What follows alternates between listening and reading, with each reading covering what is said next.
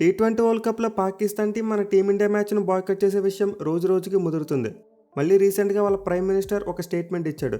అది కూడా బయటకు వచ్చి ఒక స్పీచ్గా చెప్పాడు. పాకిస్తాన్ ప్రైమ్ మినిస్టర్ షహబాజ్ షరీఫ్ గురించి అందరికీ తెలుసు. అండ్ ఇప్పుడు అతను బయటకు వచ్చి ఏం చెప్తున్నాడంటే ఇండియా మ్యాచ్ను బాయ్కట్ చేసే విషయంలో పాకిస్తాన్ వెనక్కి తగ్గేది లేదంట. వాళ్ళ గవర్నమెంట్ తీసుకున్న డెసిషన్ యాజ్ ఏ ప్రైమ్ మినిస్టర్గా అతను బాగా సపోర్ట్ చేస్తున్నాడంట. అంటే అలా ఎందుకంటే స్పోర్ట్స్లోకి పాలిటిక్స్ రాకూడదు. స్పోర్ట్స్ వేరేగా ఉండాలి, పాలిటిక్స్ వేరేగా ఉండాలి. బట్ ఇండియా ఇప్పుడు కూడా స్పోర్ట్స్ను పాలిటిక్స్తో మిక్స్ చేస్తుంది. అందుకే మేము బంగ్లాదేశ్కు అండగా నిలవాలనుకుంటున్నాం. మేమైతే క్లియర్గా ఒక స్టాండ్స్ తీసుకున్నాం. మేము కంప్లీట్లీ బంగ్లాదేశ్ టీంను సపోర్ట్ చేస్తాం. ఎట్టి పరిస్థితుల్లో కూడా పాకిస్తాన్ టీం ఇండియాతో మ్యాచ్ ఆడదని చెప్పి బల్లగుద్దు చెప్పేశాడు. సో ఇదే విషయాన్ని ఒక 4 days బ్యాక్ చూసుకుంటే వాళ్ళ గవర్నమెంట్ కూడా చెప్పింది. బట్ ఆ టైంలో చూసుకుంటే పీసీబీ దగ్గర నుంచి స్ట్రాంగ్ సపోర్ట్ రాలేదు. అంటే పీసీబీ వాళ్ళు ఐసీసీకి ఇన్ఫార్మ్ చేయలేదు. బట్ ఇప్పుడు చూసుకుంటే పీసీబీ కూడా పాకిస్తాన్ గవర్నమెంట్ రూట్లోకి వెళ్ళిందని క్లియర్గా అర్థమవుతుంది. ఎందుకంటే ఈరోజు పీసీబీ వాళ్ళు ఒక స్టేట్మెంట్ ఇచ్చారు. మేము మా గవర్నమెంట్ చెప్పిన దానికి కట్టుబడి ఉంటామని చెప్పి. అంటే పాకిస్తాన్ గవర్నమెంట్ మ్యాచ్ ఆడమంటే ఆడతారు, ఆడదంటే మానేస్తారు. సో దీంతో టీ20 వరల్డ్ కప్లో మన టీమిండియాతో మ్యాచ్ను పాకిస్తాన్ వాళ్ళు ఇంకా ఆల్మోస్ట్ బాయ్కట్ చేసినట్టే. అయితే దీనికి ఒక కౌంటర్ క్వశ్చన్ కూడా వచ్చింది. అదేంటంటే ఒకవేళ మీరు నాకౌట్ స్టేజ్లో ఇండియాతో మ్యాచ్ ఆడాల్సి వస్తే ఏం చేస్తారని చెప్పి అడిగారు. దానికి కూడా పీసీబీ ఒక ఆన్సర్ ఇచ్చింది. ఇన్ఫాక్ట్ పాకిస్తాన్ కెప్టెన్ సల్మాన్ ఆగా దగ్గర నుంచి ఒక రెస్పాన్స్ వచ్చింది. అలాగే మన టీమిండియా కెప్టెన్ సూర్యకుమార్ యాదవ్ కూడా దీని గురించి మాట్లాడాడు. సో ముందు పాకిస్తాన్ బోర్డు చెప్పింది ఏంటంటే వాళ్ళు నాకౌట్ స్టేజ్లో కూడా ఇండియా మ్యాచ్ని బాయ్కట్ చేస్తారంట. అంటే గ్రూప్ స్టేజ్ దాటిన తర్వాత ఎలానో 2 జట్లు సూపర్ 8లో ఒకే గ్రూప్లో ఉండవు. దీంతో పడితే సెమీఫైనల్ కానీ లేకపోతే ఫైనల్ కానీ మ్యాచ్ పడవచ్చు. బట్ అఫ్కోర్స్ ఇదంతా ఎప్పుడు పాకిస్తాన్ వాళ్ళు నాకౌట్ స్టేజ్ వరకు వస్తేనే, అదర్వైజ్ ఇష్యూనే ఉండదు. బట్ ఒకవేళ వాళ్ళు పొరపాటున వచ్చినా సరే సెమీఫైనల్లో కానీ ఫైనల్లో కానీ ఇండియా మ్యాచ్ని మళ్ళీ అక్కడ కూడా బాయ్కట్ చేస్తారంట. సో ప్రస్తుతానికైతే పాకిస్తాన్ గవర్నమెంట్తో పాటు వాళ్ళ బోర్డు కబుర్లు గట్టిగానే ఉన్నాయి. అంటే మేము తగ్గేది లేదు, బంగ్లాదేశ్కు పూర్తి సపోర్ట్ ఇస్తామని చెప్పి వాళ్ళ తరపున నిలబడుతున్నారు. బట్ మనం ఆల్రెడీ ప్రీవియస్గా చేసుకుని ఒక వీడియోలో చెప్పుకున్నాం, పాకిస్తాన్ వాళ్ళని పూర్తిగా నమ్మడానికి లేదు. వాళ్ళు చివరి నిమిషంలో కూడా యూటర్న్ తీసుకోవచ్చు. బట్ ప్రస్తుతానికి మాత్రం వాళ్ళ స్టాండ్ గట్టిగా ఉందని చెప్తున్నారు. అంటే ఎట్టి పరిస్థితుల్లో కూడా ఇండియా మ్యాచ్ని బాయ్కట్ చేస్తామని చెప్పి చాలా గట్టిగా చెప్తున్నారు. సో అలా చేయడం వల్ల ఆబ్వియస్లీ బ్రాడ్కాస్టర్తో పాటు ఐసీసీకి కూడా చాలా నష్టం వస్తుంది. ఇన్ఫాక్ట్ పాత లెక్కల ప్రకారం చూసుకుంటే టీ20 వరల్డ్ కప్స్లో ఐసీసీకి వచ్చే రెవెన్యూలో 40% ఒక్క మ్యాచ్ నుంచి వస్తుందంట. దీంతో మ్యాచ్ కనుక జరగకపోతే ఐసీసీకి చాలా నష్టం వస్తుంది. అలాగే బ్రాడ్కాస్టర్ కూడా ఎక్కువ నష్టం వస్తుంది. బట్ దీనివల్ల పాకిస్తాన్ దగ్గర నుండి రికవర్ చేసుకుంటారు. అంటే గతంలో చెప్పుకున్నట్టే బ్రాడ్కాస్టర్ పాకిస్తాన్ వాళ్ళ మీద ఒక లాసూట్ ఫైల్ చేస్తాడు. అండ్ దెన్ ఐసీసీ చూసుకుంటే వాళ్ళ నుంచి పాకిస్తాన్కి వెళ్ళే రెవెన్యూ షేర్ ఆపేస్తారు. అంటే ఈ సంవత్సరంలో పాకిస్తాన్కి ఐసీసీ దగ్గర నుండి ₹1 కూడా వెళ్దు. సో దీంతో మిగిలిన డబ్బుల ద్వారా ఐసీసీ తమ నష్టాన్ని పూడ్చుకుంటుంది. అయితే ఇప్పుడు మనం చెప్పుకున్న ఫైనాన్షియల్ రీజన్స్ 2 కూడా ఇమీడియట్గా తీసుకుంటారు. బట్ ఫ్యూచర్లో చూసుకుంటే పాకిస్తాన్ ఇంతకంటే పెద్ద సమస్యలు ఫేస్ చేయవలసి వస్తుంది. వాళ్ళు మేబీ భవిష్యత్తులో ఐసీసీ టోర్నమెంట్స్ హోస్టింగ్ రైట్స్ని కోల్పోవచ్చు. అంటే 2029లో ఛాంపియన్స్ ట్రోఫీ హోస్టింగ్ మళ్ళీ వాళ్ళకే వెళ్ళేలా కనిపిస్తుంది. మరి వాళ్ళు దాన్ని కోల్పోయే ప్రమాదం ఉంటుంది. At the same time ICC ఇంకా కఠినమైన చర్యలు కూడా తీసుకోవచ్చు. అంటే మనం గతంలో చెప్పుకున్నట్టే వాళ్ళు ఆడే బయలాటరల్ సిరీస్లను రికగ్నైజ్ చేయరు. At the same time PSL overseas ప్లేయర్స్కి ఎన్ఓసీ ఇవ్వరు. సో ఇలా ఫ్యూచర్లో అయితే పాకిస్తాన్ చాలా సీరియస్ కాంప్లికేషన్స్ ఫేస్ చేయాల్సి వస్తుంది. బట్ ఎనివే ఇప్పుడు పాకిస్తాన్ కనుక మన టీమిండియా మ్యాచ్ని బాయ్కట్ చేస్తే ఇమీడియట్గా ఫైనాన్షియల్ లాస్తో పాటు వాళ్ళకి టోర్నమెంట్లో కూడా లాస్ జరుగుద్ది. అంటే వాళ్ళు మ్యాచ్ ఆడకుండానే 2 పాయింట్స్ కోల్పోతారు. ఎట్ ది సేమ్ టైం మన టీమిండియాకు 2 పాయింట్స్ ఫ్రీగా వస్తాయి. బట్ ఇది జరగాలంటే దీనికి ఒక ప్రాసెస్ ఉంది. అంటే ఇలా ఐసీసీ టోర్నమెంట్స్లో ఒక టీం మ్యాచ్ని బాయ్కట్ చేస్తామన్నప్పుడు ఆపోనెంట్ టీం దానికి రెడీనెస్గా ఉండాలి.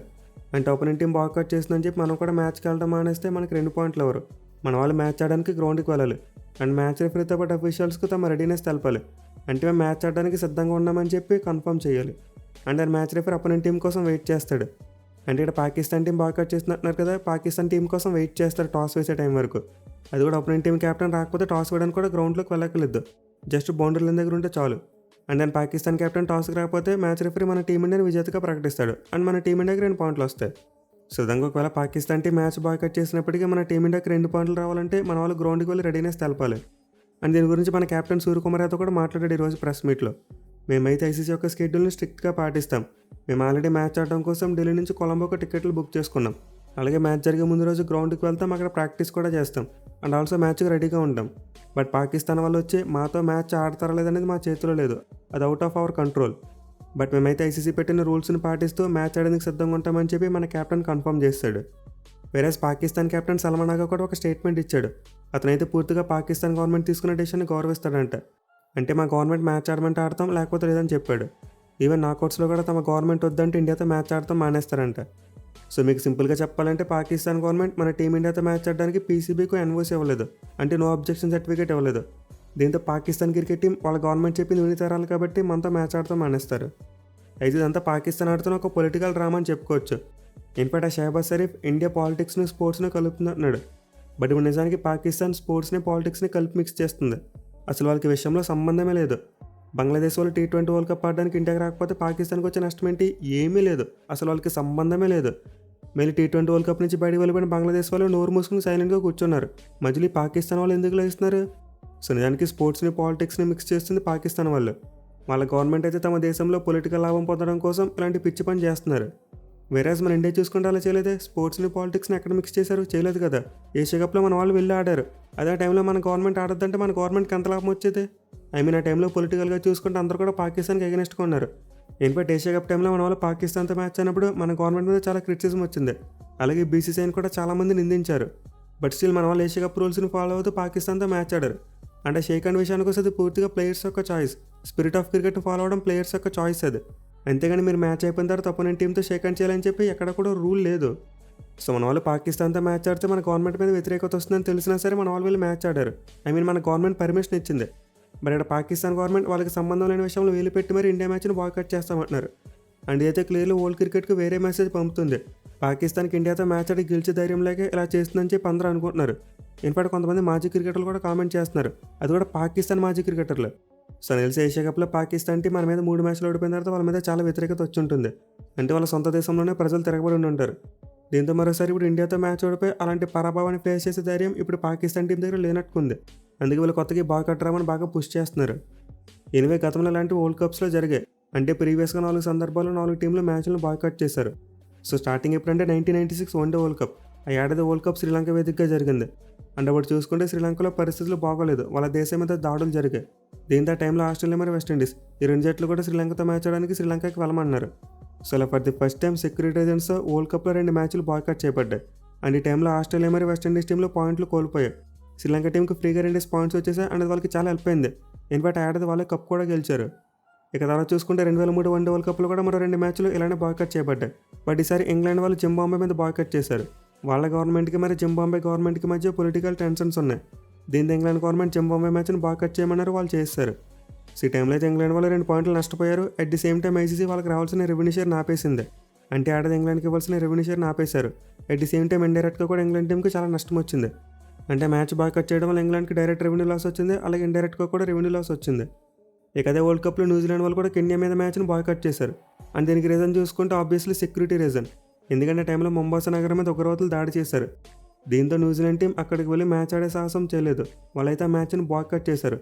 బట్ స్టిల్ ICC కెన్యాకి 2 పాయింట్లు ఫ్రీగా ఇచ్చారు. సో విధంగా గతంలో 4 సందర్భాల్లో కూడా మ్యాచ్లు బాయ్కాట్ చేయడం జరిగింది. బట్ ఈ 4 సందర్భాలు ఎప్పుడు కూడా బాయ్కాట్ చేసిన టీంకు బెనిఫిట్ రాలేదు.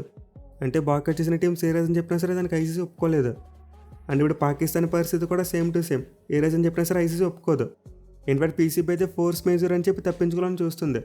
అంటే మా గవర్నమెంట్ మమ్మల్ని బంధించేసింది, మాకు బాయ్కాట్ చేయడం తప్ప వేరే ఆప్షన్ లేదు. సో దీంతో మీరు మా మీద లీగల్ యాక్షన్ తీసుకోకూడదని చెప్పి ICCకి మొరపెట్టుకునే ప్రయత్నం చేయొచ్చు. బట్ దీని ICC ఖచ్చితంగా ఒప్పుకోదు. ఎందుకంటే వరల్డ్ కప్లో పాకిస్తాన్ కావాల్సినంత కూడా ICC చేసింది.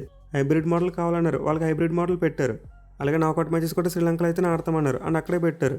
అయినా కానీ వాళ్ళకి సంబంధం లేని విషయంలో వెళ్ళిపెట్టి మ్యాచ్ని బాయ్కాట్ చేస్తామంటే ఎలా ఊరుకుంటారు? ICC ఖచ్చితంగా ఊరుకోదు. వాళ్ళ మీద ఫ్యూచర్లో చాలా తీవ్రంగా చర్యలు తీసుకుంటారు.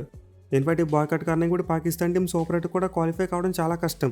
ఎందుకంటే వాళ్ళు 2 పాయింట్లు కోల్పోవడం మాత్రమే కాదు, నెట్ కూడా పడిపోతుంది.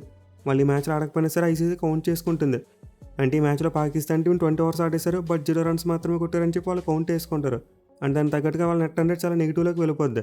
దీంతో పాకిస్తాన్ టీం సూపర్ 8కి వెళ్ళాలంటే మిగతా 3 మ్యాచ్లో చాలా పెద్ద మార్జిన్తో గెలవాల్సిన పరిస్థితి ఏర్పడుతుంది.